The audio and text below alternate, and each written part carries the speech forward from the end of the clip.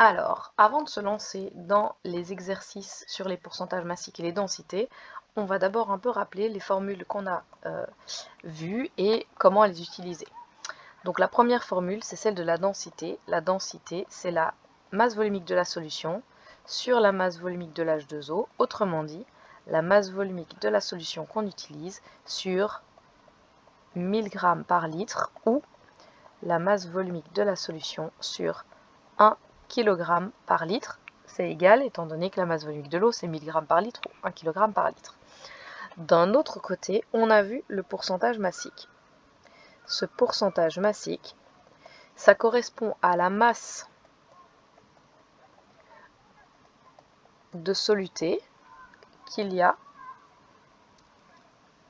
dans 100 g de solution. Ça, c'est le pourcentage. Autrement dit, le pourcentage massique, c'est aussi égal à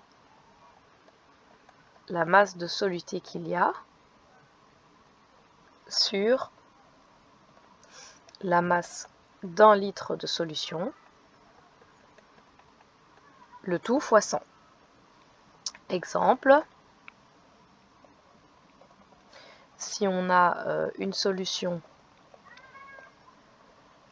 de NH3 avec un pourcentage massique de 30%, ça veut dire que si la densité n'est pas précisée, la densité est égale à 1. Donc ça veut dire que j'ai 30 g de NH3 dans 100 g de solution, 100 g étant égal directement à 100 ml. Ou alors, ça veut dire que j'ai 30 divisé par 100 qui est égal à la masse de soluté que je vais chercher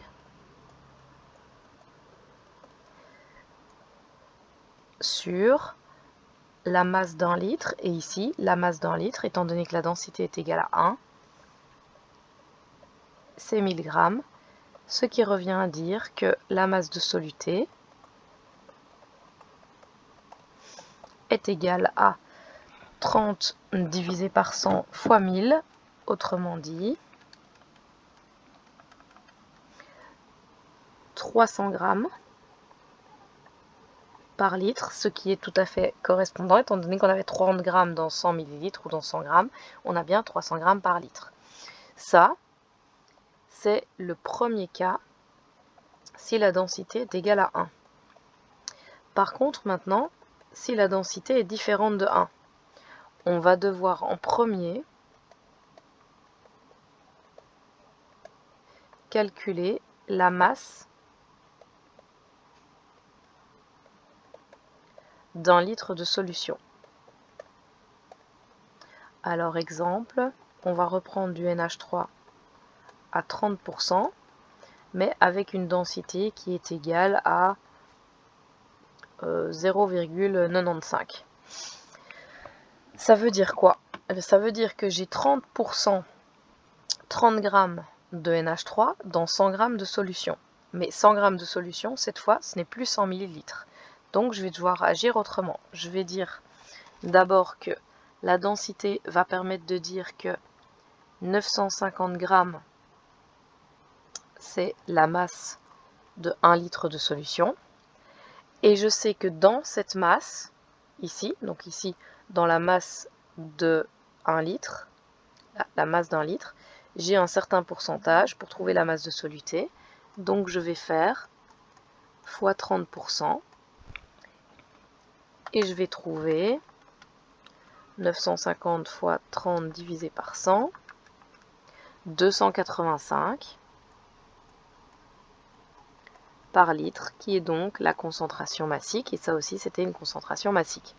Donc le déroulé de l'exercice va différer en fonction de si on a ou pas la densité qui est donnée dans l'énoncé. Si la densité est égale à 1 ou qu'elle n'est pas donnée dans l'énoncé, on va partir du principe qu'on a 1 litre pèse 1000 grammes et que donc on va appliquer directement le pourcentage massique à cette masse pour trouver en gros gamma, c'est-à-dire la masse de soluté qu'il y a dans 1 litre.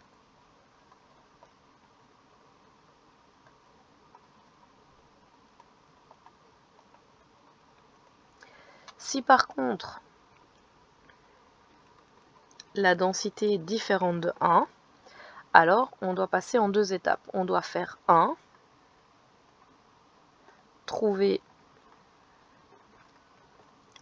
la masse d'1 litre de solution. Ça se fait avec la densité.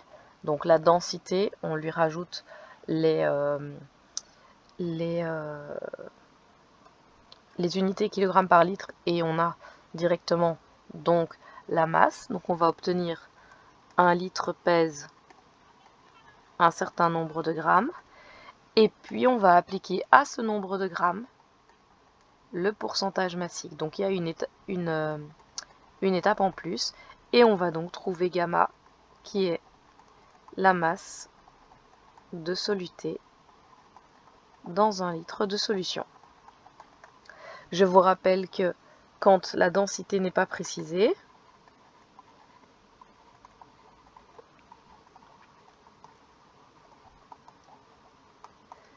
c'est que D est égal à 1.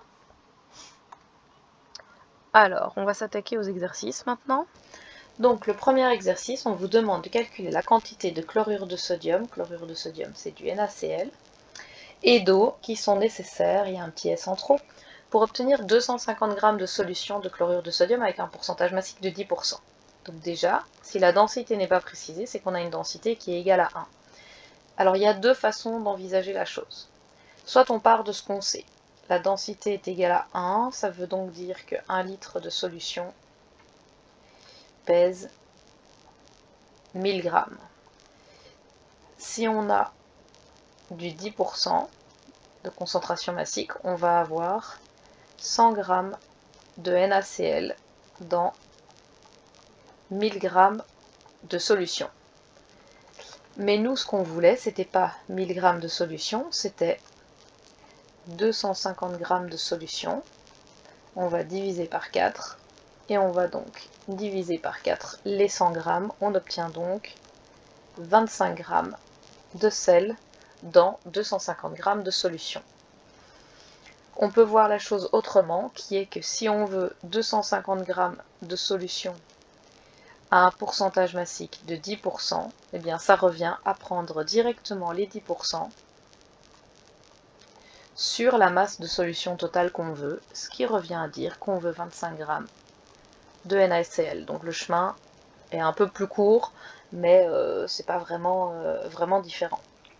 Alors pour le deuxième exercice, on demande la quantité de solution, donc la masse de solution, qu'on peut faire si on a 0,3 mol de KOH, la masse molaire du KOH c'est 56, si le pourcentage massique est de 11,2%. Donc ça veut dire que, première chose, comme c'est un pourcentage en masse, on va transformer le nombre de moles en grammes et on obtient 16,8 grammes. Ça veut donc dire que les 16,8 grammes qu'on a correspondent à 11,2% de la solution. Donc on a une solution ici totale qu'on ne connaît pas, qui est X. Et quand on prend 11,2% de cette solution, on obtient la quantité de KOH qu'on a, qui est égale à 16,8. Autrement dit, pour trouver X, il faut repartir dans l'autre sens, c'est-à-dire diviser par 11,2 sur 100, soit multiplier par l'inverse. Donc si on fait 16,8 fois 100 divisé par 11,2, on va obtenir 150 g de solution. La totalité ici est égale à 150 g. On peut aussi le faire sous la forme d'une règle de 3. 16,8 g, ça correspond à 11,2 2, pas 8, 11,2%. Moi, je veux savoir à quoi correspond le 100%, donc je vais faire ma règle de 3 et j'obtiens aussi 150 grammes. Alors, l'exercice 3, 4 et 5 sont des exercices qui sont tout mignons et tout gentils. Alors, le 3. Calculer le pourcentage massique d'une solution dans laquelle on met 49 g d'acide sulfurique, donc de H2SO4, avec 196 g d'eau. Alors on sait que le pourcentage en masse, c'est la masse de soluté sur la masse totale de la solution. Autrement dit, le tout fois 100, on fait un pourcentage. Donc ici, ça va être le pourcentage est égal à 49 divisé par 196 plus 49 grammes, parce que si je mets ceci sur une balance, la balance va m'indiquer quoi? 196 plus 49 grammes, soit 245 grammes.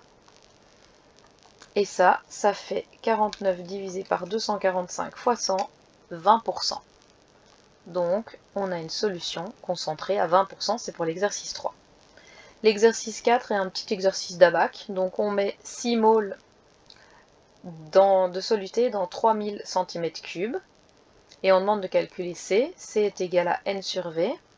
Alors le problème va être de trouver le volume, mètre, décimètre, centimètre et millimètre.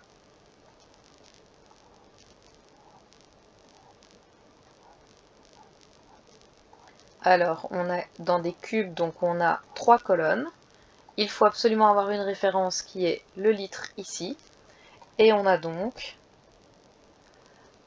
3000 cm3 qui font 3 litres. Donc, on arrive à un C qui est égal à 2 divisé... non, pardon, 6. Je vais un peu trop vite. Donc, 6 moles divisé par 3 litres, donc 2 moles par litre. L'exercice 5.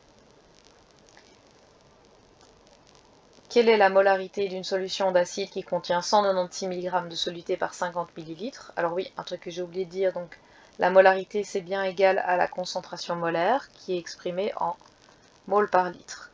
Donc, c'est quand on a 196 mg dans 50 ml d'eau, ça va devenir C est égal à N sur V.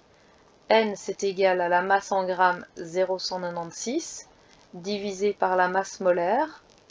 Alors c'est de l'acide sulfurique, donc du sulfate d'hydrogène, c'est de nouveau 98. On obtient 0,002. Le tout divisé par 0,05, ça donne 0,04 mol par litre. Alors, dans la suite des exercices, cette fois, on arrive vraiment aux exercices qu'on va devoir utiliser pour les exercices de Stoichio. Donc, c'est vraiment des exercices comme ça que vous aurez au début des exercices de Stoichio. Donc, par exemple, au début d'un exercice de Stoichio, on va dire qu'on a, je ne sais pas, bon, on a 35 grammes d'aluminium avec 25 millilitres de HNO3 qui correspondent à du 72% et 1,375 de densité. Et puis on demande la masse de sel par exemple. Avant de pouvoir commencer la Stoichio et donc le tableau pour pouvoir partir, il va falloir trouver la concentration molaire de cet acide nitrique. Pourquoi? Parce qu'on va faire la première étape qui va être Al plus HNO3 qui donne AlNO3 pris 3 fois plus H2. On va pondérer, il faut un 6, un 3, un 2 et un 2. On va mettre 35 grammes chez l'aluminium, 25 ml de HNO3. Mais ensuite, pour avoir un nombre de moles ici, c'est bon. Mais pour avoir un nombre de moles là, il manque C. Et C, on va pouvoir trouver avec ça. Et c'est la question ici de notre premier exercice, qui va donc être, on a de l'acide nitrique à 72% de densité 1,375, la masse molaire est de 63 g par mol. Quelle est la concentration en mol par litre? Donc, on part toujours de la densité. La densité permet de déterminer qu'on a 1 litre qui pèse 1375 g. De ce 1375 g, on en a 72% qui sont effectivement du HNO3 et le reste, c'est de l'eau. Donc on va faire 1375 fois 72 divisé par 100 et on obtient 990 g de HNO3 dans 1 litre. Et ensuite on va diviser ça, donc des grammes par litre, ceci c'est gamma, donc la concentration massique, c'est-à-dire la masse de soluté qu'il y a dans 1 litre de solution. Et on va diviser ça par la masse molaire 63, et 990 divisé par 63, ça donne 15,714 mol par litre. Et cette donnée-ci, on va la réincruster dans cette équation-là, pouvoir calculer un nombre de moles, croiser et puis partir.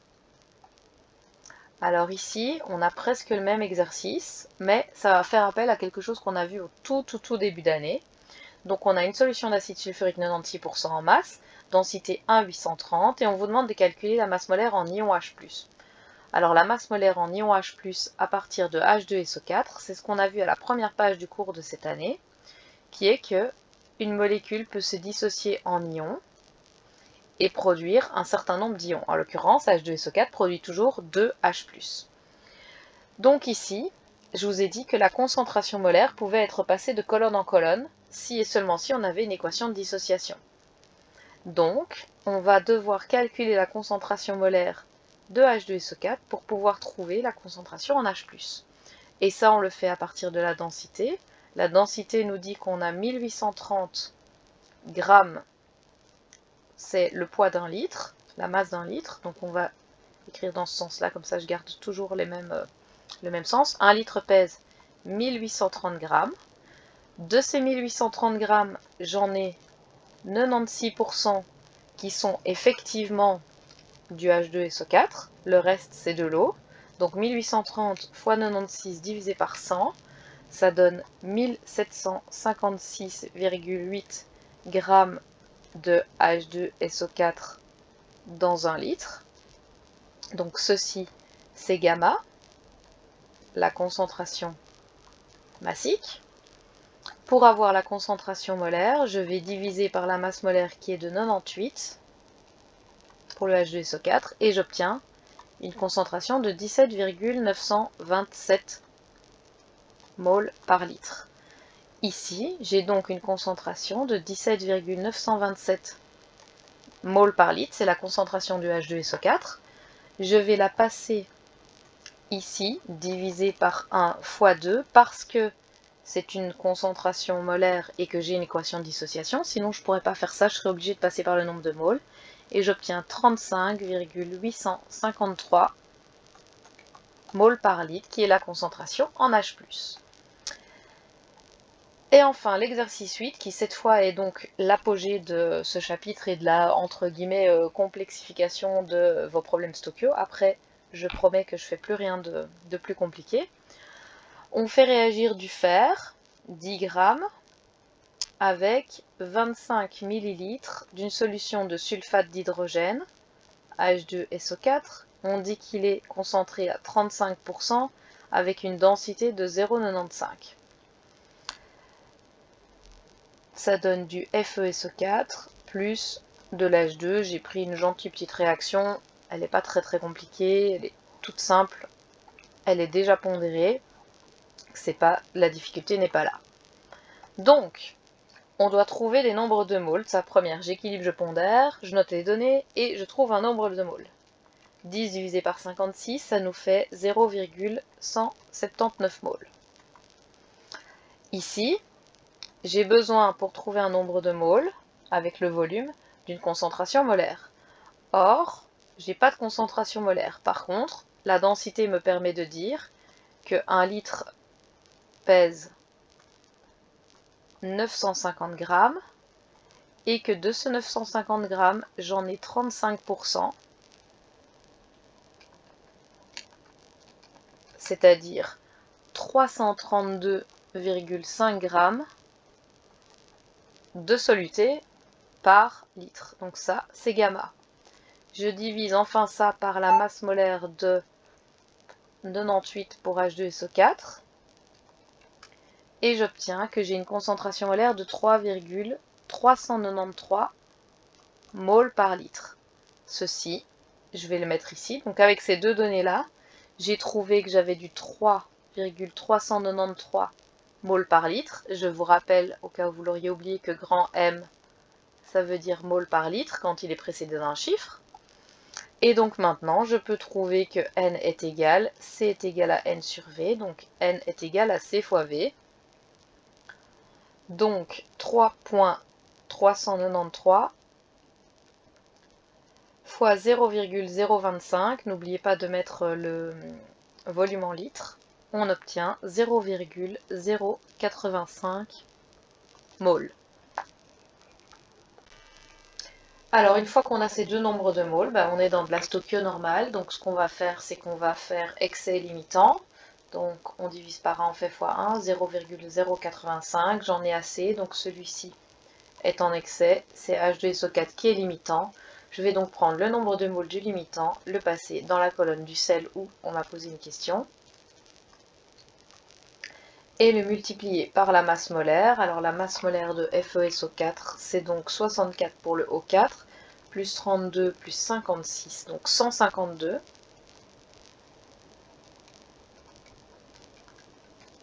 Ça donne donc 12,92 grammes.